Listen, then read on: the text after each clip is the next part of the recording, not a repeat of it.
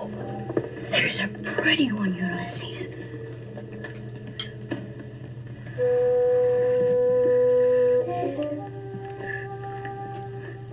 There it is. Hello, BookTube. I'm Shawn the Book Maniac. Welcome back to another episode of Zooming In, which is an occasional series where I chat with bookish social media luminaries the world over about articles on bookish literary topics published online. And what a delight to welcome, for her second appearance on my channel and her debut appearance on this series, Karen of the fabulous BookTube channel Run Right Reads. Hello, Karen. Hi, Shawn. Thank you so much. I'm tickled pink to be included in the group called Luminary Books because I'm just your average reader, slow reader, just love to read and chat books. Well, the only thing I object to in that description is average. There's nothing average about you, my dear. Thank you. We're here to talk about an article that appeared about a month ago, maybe almost a couple months ago now, on the website bookriot.com. The title is The Importance of Book-Centered Spaces as Third Places by Susie Drummond. And before I turn it over to Karen to get us started, I'm just going to set that up. What are third places? This is a term that was coined by an urban sociologist, Roy Oldenburg, in 1989. The book that he wrote is called The Great Good Place.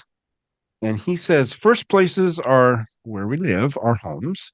Second places are where we work or study. And third places are the informal, neutral gathering spaces where we can spend our free time. Public places where we meet and spend time with other people in the community, where we're free to come and go as we please. So this article is about book-centered spaces as third places. And Karen, this is your life, apparently. Yeah, so Tell us more. I love the fact that there are book-centered third places and that there are opportunities for us to move away from some of the other social hierarchies that we're part of and just meet in a setting where people, no matter their background, can organize and just get together, meet new people with this shared interest. So for me, I guess our most significant third place in our community is our local library. And I love it. My daughter loves it. Even my husband, who doesn't go with us very often, but when he comes, he enjoys coming to the library with us. So I just wanted to show you some of the books that I have checked out right now from my local library, because it is one of the places where we go so often. One of the things that I love about our local library is the diversity of opportunities that are there.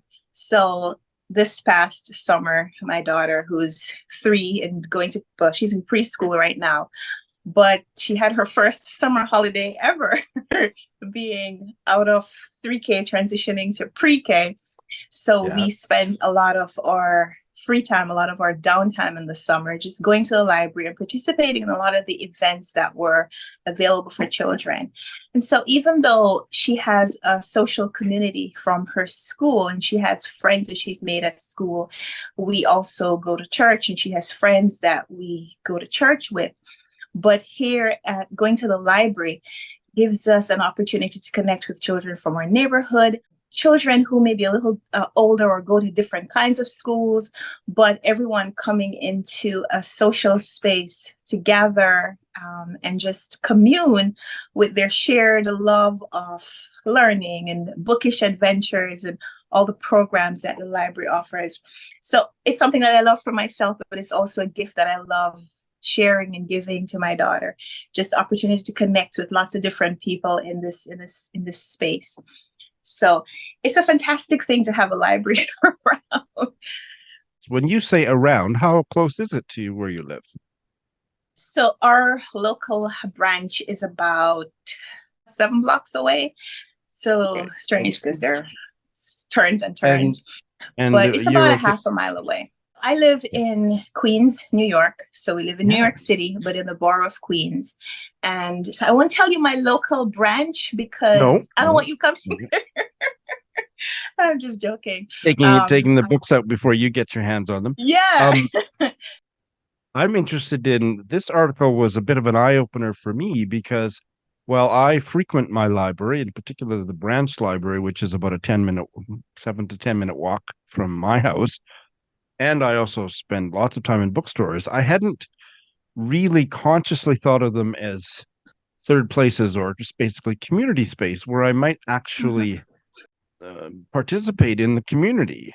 So, can you give us some examples of how, like, so in other words, I have thought, oh, these are places for me to get books, not to meet people, not to talk to people. So, can you riff on that for a bit? How, what kind of connections have you made, or what kind of things do you do there that aren't just about coming away with a stack of books? How much time do you have, Shawn? All the time in the So, world, if it's for you, one of Karen. the fantastic things about our local library here in New York, I'm a patron. I have a membership. I have a library card in the Queens Public Library. It's the Borough of Queens. I have a library card for the Borough of Brooklyn because it also has its own library. And I have a New York Public Library card, which allows me to check out books at any of the library locations in New York, in Manhattan, or in the Bronx, or in, I think, Staten Island as well. So I could go to any library in New York City and get a book.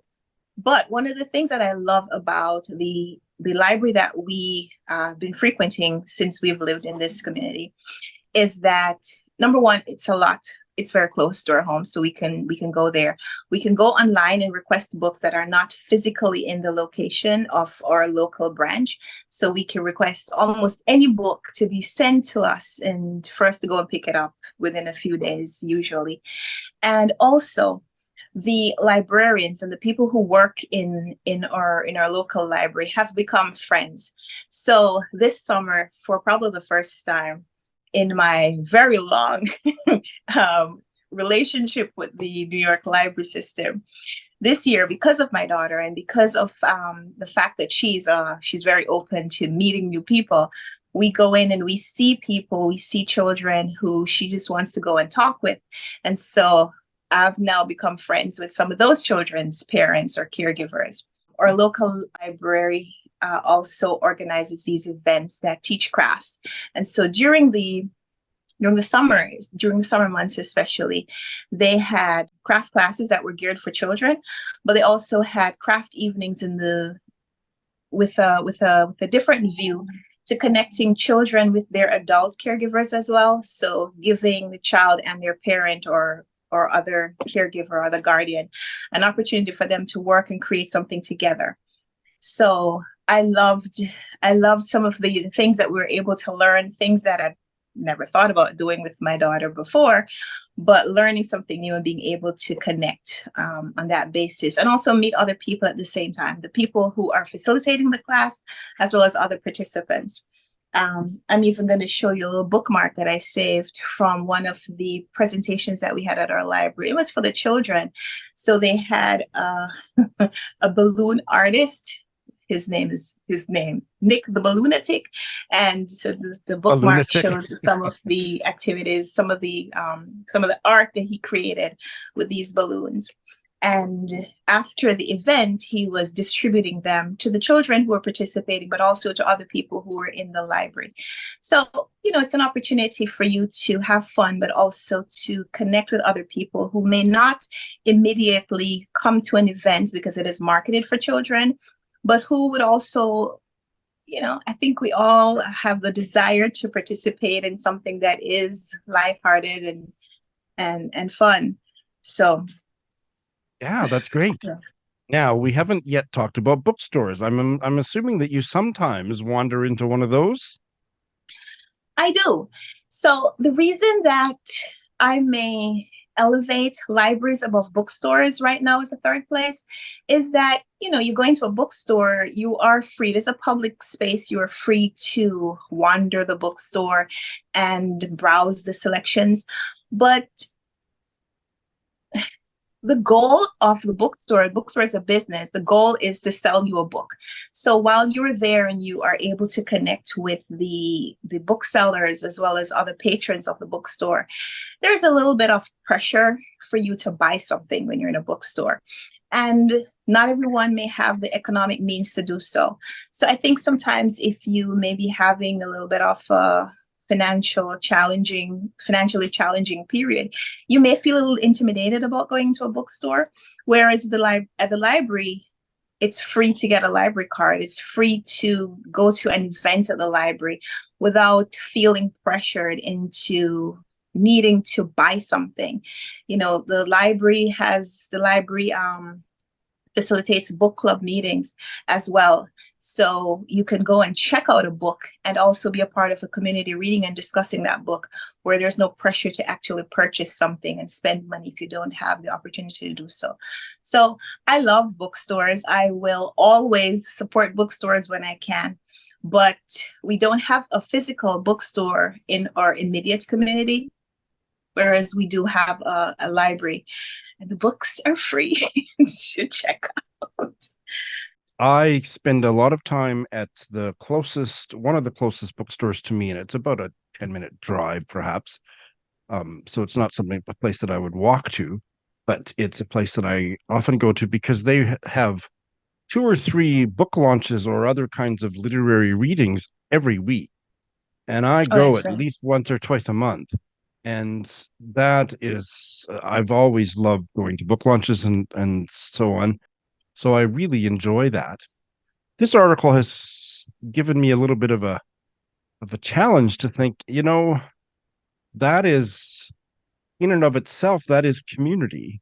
And that there probably are opportunities for me to actually make connections with people that I'm not availing myself of. Like I usually go with my mom and we sit there and we don't talk to anybody else for, other than just small talk. But like these are places where my people are. I should be a little more chatty Absolutely. and might make some connections. Absolutely. And I'm surprised that you aren't recognized at these events, because I'm pretty sure there are people there who probably have heard of you on BookTube. They Oh, may I not don't have. think so, but that'll probably happen someday, but it's probably more likely to happen in New York City. I think I have more viewers in New York City than I do in Saskatoon in Canada, but it'll happen someday. But Um, yes, it is an opportunity, because the fact that everyone is there to hear this author means that this is an author whose work has appealed to this person who's in attendance, has appealed to them in some way. And so even just your interest in the book, whether it is a positive or negative interest, is something that can be shared with someone else. So you can definitely have a conversation about that. right. And I think regardless of the points this article makes, and in fact, this article doesn't explicitly say this is where you're going to meet the best friends you've ever had in your life. It's not saying that. It's saying it's a place for community. Yeah. But for me to kind of view it more along those lines, rather than, oh, I'm going to hear this author or get this book signed or to buy or borrow this book, but that I'm also going to be in a milieu where like-minded people are everywhere around me, and to view it as a I'm stepping out into my community. See, hello, I'm home. You know, especially, I think it's something that was highlighted during the pandemic, when a lot of us may have felt forced to spend more time away from that kind of community than we would have liked. You know, some of us are introverts and we prefer to be alone generally. But I think the years and the months and years of the pandemic really forced us to cloister away from that community for a while. And it may be a little difficult to feel centered in a group now, Absolutely. coming out of that experience.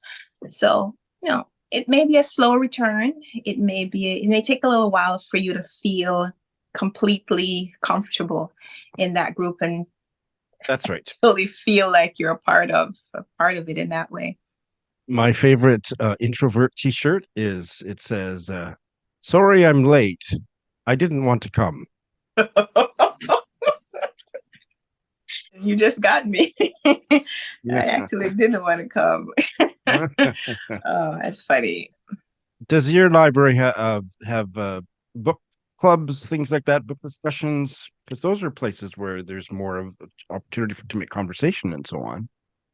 Yeah, so I have I know it's really difficult to say this, but I have actually not participated in my library book club. Number one, Well, because they meet. you're a little busy. They meet at a time when I'm usually not able to participate. It's on a weekday evening when I'm in charge of my daughter. Yeah, well, It's the evening when absolutely. my husband usually works late. So it's one of those things that will come. It'll when the stars align. But yeah, same for Mhm. me. I have not participated in any of the book discussions or book club things that my library has, and they have many. I just have it hasn't worked out, but I'm gonna kind of make a commitment to myself that I'm gonna dip my toe in those waters and then sometime in the next year, because it's hard to make friends with other readers because when I encounter other readers, they're not readers like I am. So I kind of scare them with my book maniacal. I remember I put out a little ad on a neighborhood app saying, looking for bookish friends. And I got one reply. And she It's said, great. yeah, that's great. And I said, so what do you like to read? And she said, oh, I like to read mysteries and romances. I was like, oh God, what am I going to talk to you about? Right. She said, how about you? And so I said, Oh, well, right now I'm reading a biography of the Queen Mother, and I'm reading a book about a queer novel from Venezuela, and this and that translation. And I never heard from her again. oh. So it's not Shawn, you're just other cracking me up. readers; it has to be a little bit more than that, and that makes it difficult. And I'm not really complaining, but this article was really interesting for me in giving me a different perspective on the places that I'm already spending time that Mhm.